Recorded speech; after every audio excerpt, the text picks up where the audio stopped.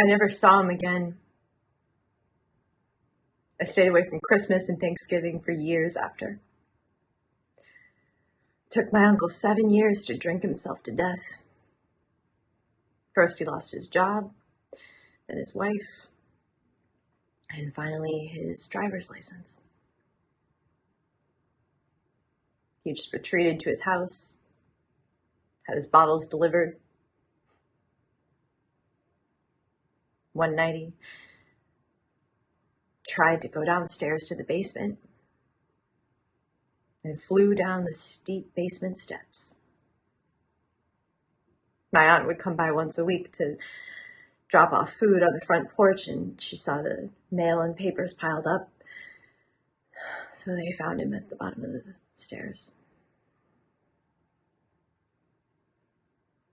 Just steps away from his dark room.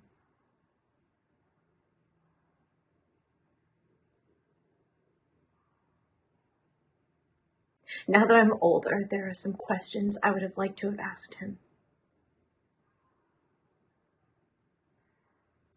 Who did it to you, Uncle Peck?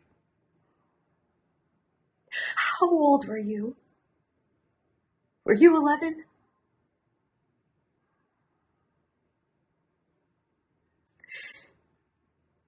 You know, I think of my uncle as this kind of Flying Dutchman. You know, in the opera, he's doomed to wander the sea, but once every 7 years he gets to come ashore, and if he can find a maiden who will love him of her own free will, then he will be released.